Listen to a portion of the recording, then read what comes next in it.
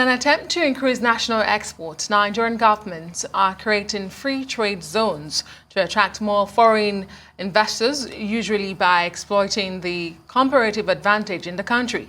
However, some critics are concerned about the impact the free trade zone in Nigeria is going to have on the country's development. And the question is the free trade zone a catalyst for economic growth or a risk to national security and economic development? Well, joining us now is Baba Ahmed, or Baba YUSUF, former Chief Executive Officer of the Nigerian Aviation Handling Company Free Trade Zone. Thank you so much for joining us. Is it Baba YUSUF or Baba Ahmed? Baba YUSUF. Baba YUSUF. So thank you so much for joining us. Yeah, Indeed. You've had a running battle with the Nigerian authorities. You allege economic sabotage activities, nefarious activities at one of the operational free trade zones in the country, NAHCO to be particular. What are the concerns you're raising, and what are these sabotage activities you're talking about? Thank you. Well, first of all, to correct the opening remarks, I'm not having a running battle with the Nigerian authorities, but I'm still having a running battle with my former employer, the Nigerian Aviation Handling Company, NAHCO Free Trade Zone, based on the petition I raised to the President, Commander-in-Chief of the Federal Republic of Nigeria, raising serious issues bordering on national security and economic sabotage in July 2020. And that was what culminated in the, quote-unquote running battle. So what exactly are these economic, because it's so broad, you say economic sabotage, you say national security, what exactly were the issues? Well, there are 5 key points out of the 8 that I raised to Mr. President and copied key agencies of government, regulators, and law enforcement, including the legislature. The first one is the fact that the instrument defining or declaring the free trade zone as NAHCO, as it were, which was declared by the then President, Dr. Goodluck Jonathan, is violated because the declaration of a free trade zone, carries beacon numbers, carries coordinates. It's like a sea of war of a land. And there are provisions in the regulations that are very strict for compliance because most of us know that free trade zones can be used for economic growth, like you mentioned, and also has been established that they could be used as platforms for economic sabotage. In the context of NAHCO, the issues I raised is that the entire NAHCO operations area, import, export, the NAHCO cargo complex, were declared free trade zone by President Goodluck Ebele Jonathan. And up until date, the non-free zone operations are ongoing. They are in flagrant violation of extant laws and regulations. Section 31, if I'm correct, subsection 1 of the Act of the regulation actually provides for outright revocation of license for such kind of infractions. That is on one side. Another point is the fact that when I became the MD CEO of NAHCO Free Zone, I found out that there were some illegal accesses, concealed from regulators, from agencies of government that give access to land, from land to airside and vice versa, whereby contrabands, whether material or human, can be moved in and out without the knowledge of the Nigerian authorities, i.e. immigration, customs, the Nigerian police, even the Federal Airport Authority and NCAA. And of course, that is a platform for what? Economic sabotage. As you are aware, January last year, the Controller General of Customs, to the glare of the public, using the mass media, declared $8-something million, over $8-something million that was intercepted in a NAHCO vehicle driven by a NAHCO staff on the cargo tarmac of the international wing of the airport. And what is interesting is it happened like 6 months after I wrote the petition to Mr. President. Interestingly, what most people don't know is that the bus actually passed through the famous Gate 3, which is just adjacent to the free trade zone where I was a CEO. And these are some of the key issues I was raising, not just to Mr. President, of course, escalated, drawing the attention of relevant government agencies to block these loopholes and leakages. Another key issue is the fact that I found out there were contraband and smuggling activities within the warehouses on the transshipment corridor, of the NAHCO free trade zone. And I have video evidences that I have tendered before, the various agencies, including the House Committee on Public Petition, where it shows clearly that, some activities of smuggling and contraband are going on there, in the zone. So highlights of it is, these are critical issues. If on a day, for example, you intercept over $8 million cash, okay, declared, and this, for me as an operator there, know that, okay, this is one of the things I'm talking about. So imagine a week or within a month, this size of cash moves out of the country, being smuggled. This time around, you are not talking about the digital platform, either the banking platform, or this is physical cash leaving the economy of this country day in, day out, or week in, week out.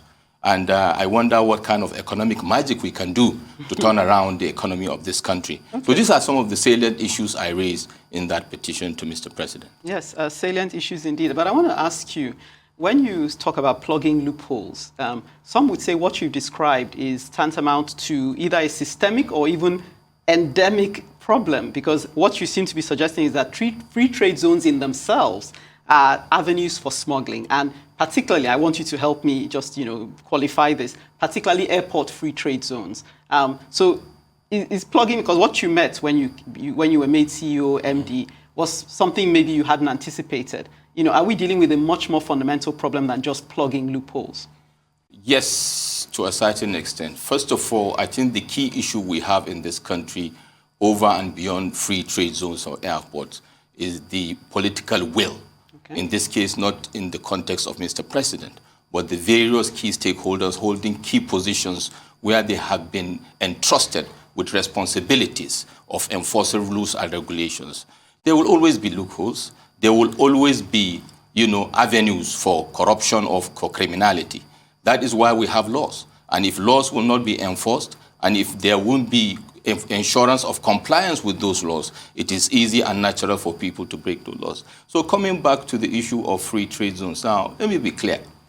From time immemorial, free trade zones have been veritable platforms for economic growth.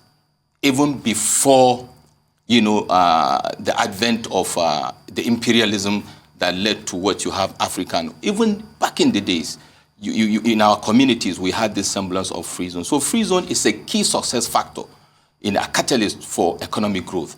But it has been established also. I remember in 2016, the Controller General of Customs, Colonel Hamid Ali, made a remark that free trade zones are used as platforms for smuggling. This is coming from an authority, of customs in Nigeria.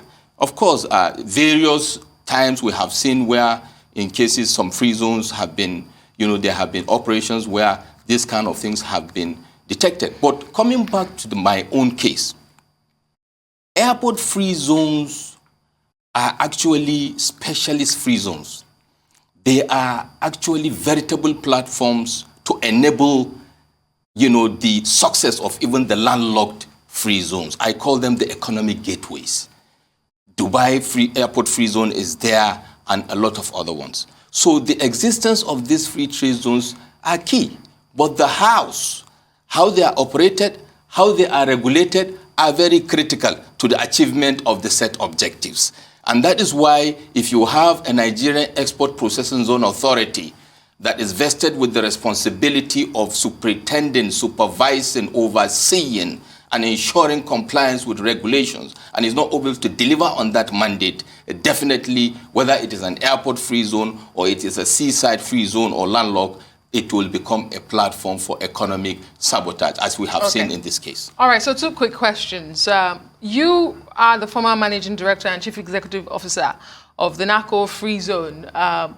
Did these infractions which you have now raised, did they happen under your watch?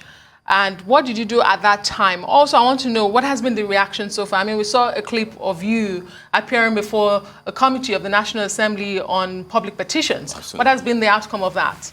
Well, first of all, for the purpose of disclosure, I had been in staff of NAHCO for a cumulative period of 9 years before I became the MDCO of NAHCO Free Zone, which is a subsidiary of NAHCO PLC, quoted on the stock exchange. So over time, I have held different roles from head of strategy, GM business development and all that. So during the course of my tenure, of course, we are all aware in the airport, the various nefarious activities taking place here and there, which is not alien to most airports. But how they are controlled and managed has been the issue. Of course, based on my former positions that have not been operational but strategic, I wasn't able to actually take the bull by the horn, if you like, and deal with issues. Even though you were the CEO at the time? No. Before I became CEO, okay. I'm giving you a background. And then I became CEO of NAHCO Free Zone. 3 things happen when you become a CEO, madam. First of all, you get access to high-level, critical, strategic information that you might have not had before. Secondly, because you are in charge, it is your responsibility to oversee not just the strategic business units, but also the operational and security business units. Information comes to you, and as a responsible leader, you must make sure you block, quote unquote, the loopholes. I understand the nature of that terrain. So when I became CEO, I took it upon myself to ensure that I use intelligence gathering mechanisms and surveillance and personal information gathering methods to ensure that nobody, conducts any nefarious activity in my zone. And that is how I discovered, just a week or so after becoming MD, the evidence of, those contraband smuggling activities happening on those warehouses in the transshipment warehouse. Immediately alerted the board of directors, talking about what did I do about it. I escalated to the board of directors. There's a memo which is documented, which is Appendix 4 of my petition to Mr. President, confirming and demonstrating that I took it upon myself to inform the board, the highest decision-making body of the organization, of what was going on, and took decisions to block those loopholes as at that time. And your appearance at the National Assembly, what has been the outcome of all of this? Well, first of all, let us talk from 2 perspectives. NAHCO went to court. Okay, so there's a leg of this conversation that is in court at the moment. NAHCO sued me, the Federal House of Representatives, the Speaker, okay, the Federal Ministry of Trade and Industry. And what are the issues in contention? The issues in contention are that they are seeking for the court to stop any form of investigation into the petition I wrote, claiming that the National Assembly doesn't have those powers they are claiming under Section 88, 89 of the 1999 Constitution to investigate such issues. That is their position. And also to stop the Presidential Committee on Trade Malpractices, which has been asked to also investigate the issue, to stop the investigation. So in that regard, I wouldn't want to be subjudice by talking about the National Assembly. But we can talk about other institutions of government or other actions which are not part of the suit, as it were, so that we don't run foul of the law. Definitely. Of course, there's the Nigeria Export Processing Zones Authority. Kene? Yes, we'll come back to you. We're going to go on a brief break because there's much more to unpack concerning this issue. We'll be back on a brief break. We're going on a brief break. We'll be back to tackle this issue more fully when we return.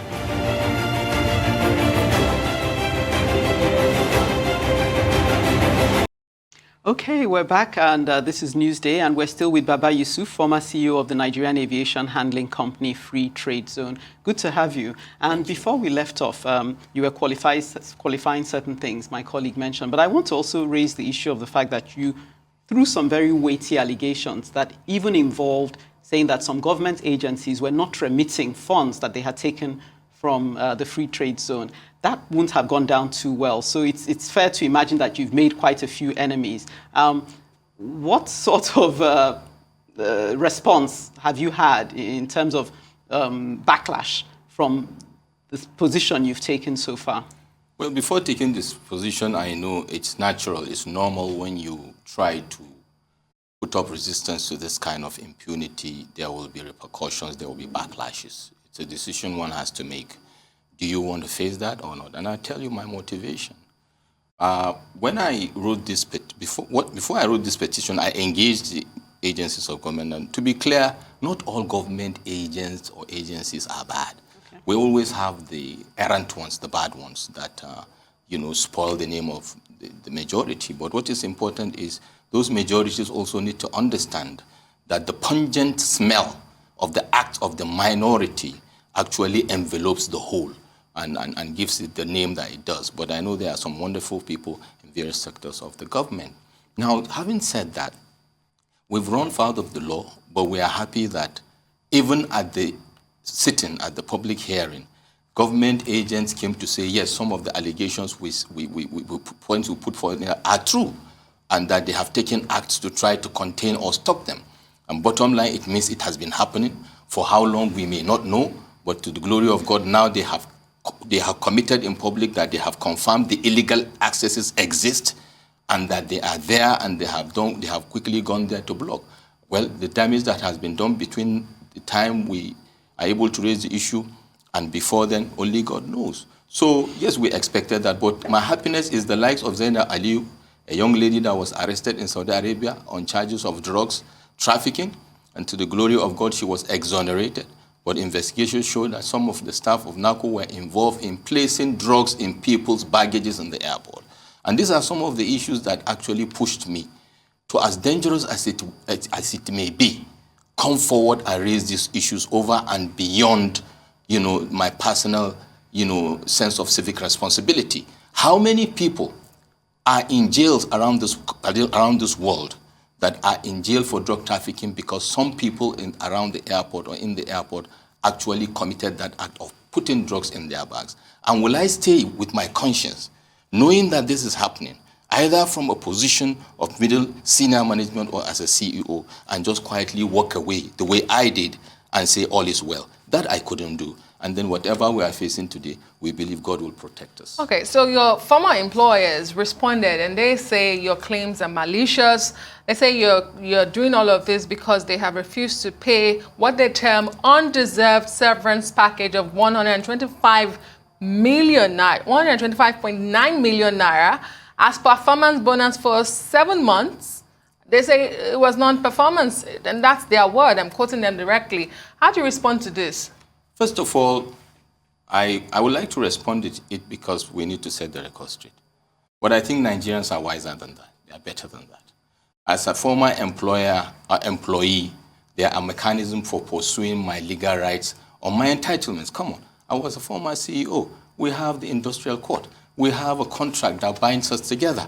And if you read to help you, they read a section of the letter from my lawyer where they quote me, the lawyer, saying that if I'm not paid that money within certain number of days, I'm going to invite all investigative agencies to investigate them and uncover nefarious activity, blah, blah, blah.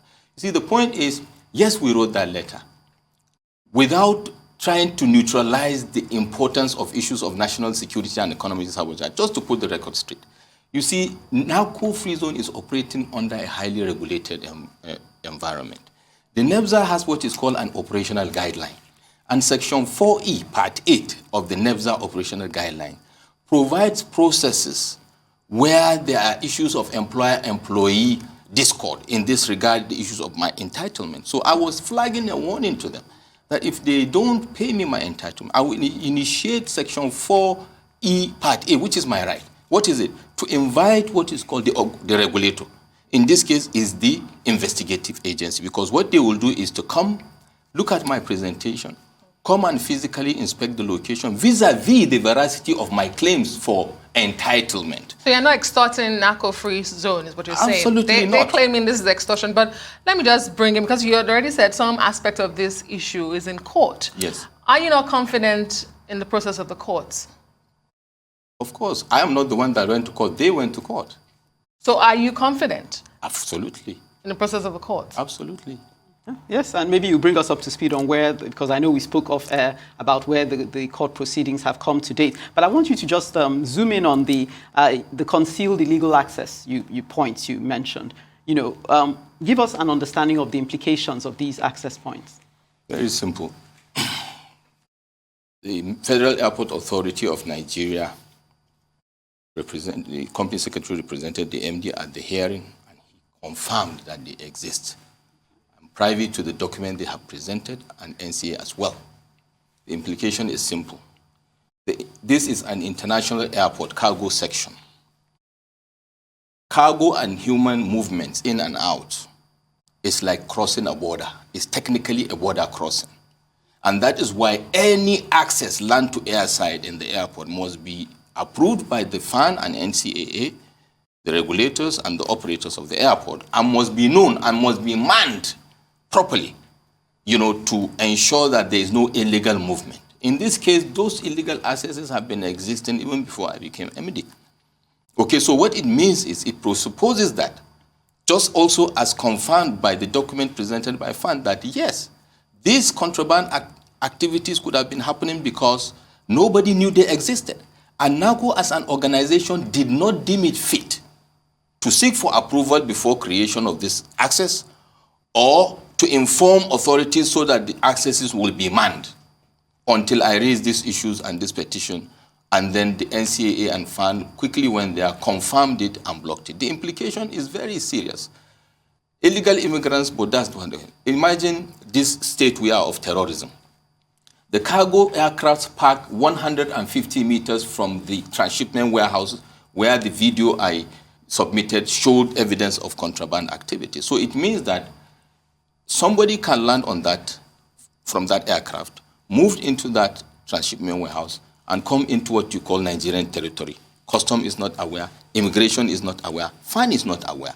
If that person is a terrorist, or those people are terrorists, your guess is as good as mine. They can perpetrate all manner of evils, come back through that access, and move out of the country. That is one scenario. Second scenario, that location is on the air side, cargo side, traversing the entire airport, MM2 International and the famous Arik terminal. So someone can come from, let's say, the Nigerian side, gain access through the illegal door, go in there with an IED, for example, improvised explosive, and on a Hilux vehicle can access the presidential wing, where the president and vice president are, or VIP tarmacs, and all the VIP wings of the airport, including the international airport. And you can guess what will happen when somebody that is unauthorized, not known to the authorities, has this access and can be able to access the Emirates, the Lufthansa aircraft, and all these jumbo aircraft that are ferrying cargo and human beings out of the country. All right, so you're trying to be a patriotic Nigerian here and you're drawing attention of the authorities. But very quickly, as brief as you can, for those who are watching and say, there are publications of you sharing encomium on your former employer. Absolutely. And then months after, you fall out. What exactly went wrong? That is another very failed attempt to divert from germane issues. Till today, NAHCO has not pointedly attacked the key issues raised in that petition. Okay. That is one.